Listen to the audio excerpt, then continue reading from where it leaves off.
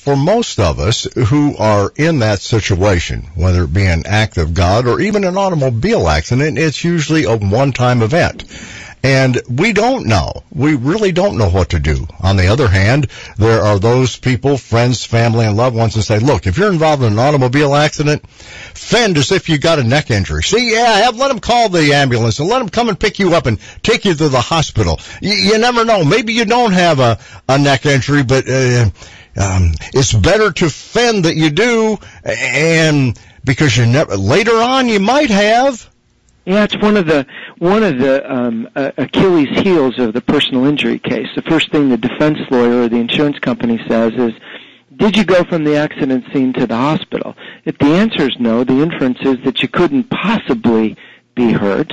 If you don't go to the emergency room that night, they say, well, gee whiz, you couldn't have been hurt that severely, otherwise you would have sought emergency care. If you go to your treating doctor the next day and say, wow, I went home, I iced, I took some anti-inflammatories, I took some pain relievers, but gosh darn it, I've got some pain in my neck or my back or wherever it is, and now it's time to get some x-rays, and maybe it's time for an MRI and some conservative care. I'm not a big fan of encouraging people to run up their emergency room bill and the ambulance bill, because in this economy, getting seen in the emergency room if you don't have insurance is about a $1,500 pill, and the ambulance ride over is about $500. Who's got $1,500 just to try and appease an insurance company that you went right from the scene? I don't like that. One of the things, Gary, you mentioned auto crashes, and let's spend a minute on property damage. What happens if you get in a car accident? I always tell people, you've got a cell phone.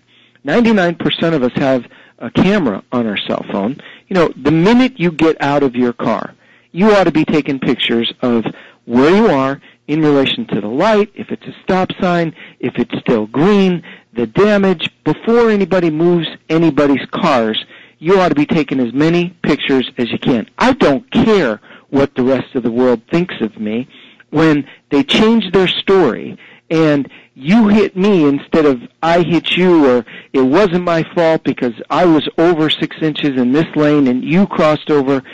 Stories change, and I always like to document the injury or the collision with the camera. Second, what are we going to do to get our car fixed? We need an estimate to get that car repaired properly.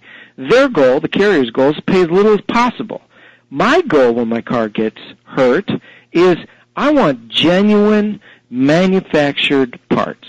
I don't want some refurbished fender that they picked out of a junkyard. If I've got a car I like enough to drive, I think I ought to get genuine replacement parts. I'd also like to go to my own trusted body shop. I don't know about you, Gary. I got 2 kids. I've been to the body shop 3 times this year with my son's pickup truck. I know them. I know they do good work. They've earned my confidence. And I don't know if I'm comfortable going through the, quote, drive-through friendly claim center. I'm not comfortable. And you don't have to. You can go to your own body shop if they've earned your respect. So what if you have to have your car towed? One of the things I suggest to people is, hey, it's a good idea to have your body shop address on your cell phone. Why? Otherwise, you're going to get towed to a storage lot where that tow yard is, and they're going to charge you $100 a day till you get that car shipped back to your body shop. So go right to the body shop.